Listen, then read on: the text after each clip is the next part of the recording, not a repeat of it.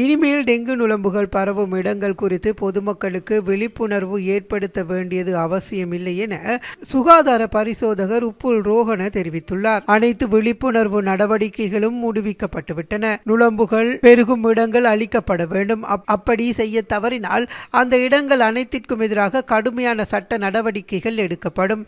தற்போது டெங்கு தொற்று நோய் நாம் எதிர்பாராத விதமாக அதிகரித்து வருகிறது.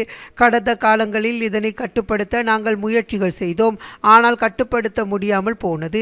தற்போது நாளொன்றிற்கு 1000 நெருங்கும் அளவிற்கு டெங்கு நோயாளர்கள் பதிவாகி வருகின்றனர். வீடுகளில் ஓரளவுக்கு கட்டுப்பாட்டு நடவடிக்கைகள் எடுக்கப்பட்டாலும் வழிபாட்டு தலங்கள் மற்றும் அரச நிறுவனங்களில் இந்த நிலைமை மிக பாரதூரமாக பதிவாகி வருகிறது.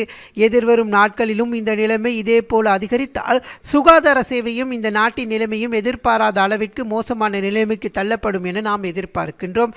திட்டமிட்ட டெங்கு கொசுக்கள் பெருகும் இடங்களில் டெங்கு நுளம்புகள் பெருகும் இடங்களை வைத்திருப்பவர்களுக்கு எதிராக நாங்கள் கடுமையான சட்ட நடவடிக்கைகளை எடுப்போம். டெங்கு ஒழிப்பு குழுக்கள் பிரதேச மட்டத்திலும் மாகாண மட்டத்திலும் அதே போல டெங்கு செயலணிகளும் டெங்கு அதிகரிக்கும் காலங்களில் மட்டும் செயற்படுவது போதுமானதல்ல. வருடத்தின் அனைத்து காலங்களிலும் இது செயற்பட வேண்டும். மேல் மாகாணம் டெங்கு செயலணி மீண்டும் செயலிழக்க செய்யப்படாமல் மறுசீரமைக்கப்பட வேண்டும். இந்த டெங்கு செயலணியை முன்னாள் ஆளுநரை செயல்படுத்துகின்றார். ஆனால் தற்போது அதற்கான உபகரணங்கள் ஓரிடத்தில் இல்லை என்பதுதான் எங்களால் கூற முடிகிறது. நோயாளர்களின் எண்ணிக்கை அதிகரிப்புடன் மருத்துவமனைகளின் கொள்ளளவும் அதிகரித்துள்ளது.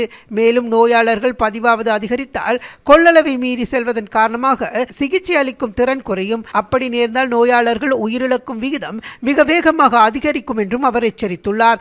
இதனால் தங்களுடைய சுற்றுச்சூழலை மிக சுத்தமாக வைத்திருக்க வேண்டும் எனவும் கோரிக்கை முன்வைத்துள்ளார். அரசாங்கமும் சுகாதார அதிகாரிகளும் வைத்தியர்களும் வழங்கக்கூடிய ஆலோசனைகளை பின்பற்றி மக்கள் அதற்கான நடவடிக்கைகளை முன்னெடுக்க வேண்டும் எனவும் கோரிக்கை முன்வைத்துள்ளார்.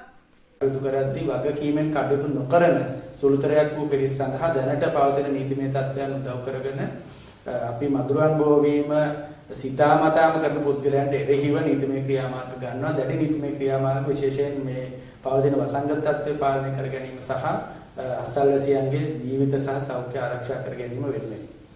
එතකොට මේ සියලු තීන්දුව තීරණ ගන්න එක තැනකින් මේ ඩෙන්ගු මර්ධන වැඩසටහන සිදු කළ යුතු නේද? ඩෙංගු මර්ධන වැඩසටහන ඇත්තටම දිස්ත්‍රික් විදිහට ඩෙංගු රෝගය සම්බන්ධව තීරණ ගන්න නැවතත් සක්‍රිය කළ යුතු වෙනවා. දිස්ත්‍රික් ඩෙංගු මර්ධන කමිටු, පළාත් ඩෙංගු මර්ධන කමිටු සහ ජාතික මට්ටමේ ඩෙංගු මර්ධන කාර්යසාධක බලකායන් මේවා ඩෙංගු රෝගය පැතිර යන කාලෙට විතරක් අපි සක්‍රිය කරගෙන සාකච්ඡා කරලා වැඩක් නැහැ කියන එක තමයි මෙවර අපිට පෙන්වන්න තියෙන්නේ. විශේෂයෙන්ම මේ කමිටු නිසියා කාලයට රැස් වෙලා නිසියාකාරව කටයුතු කරනවා නම්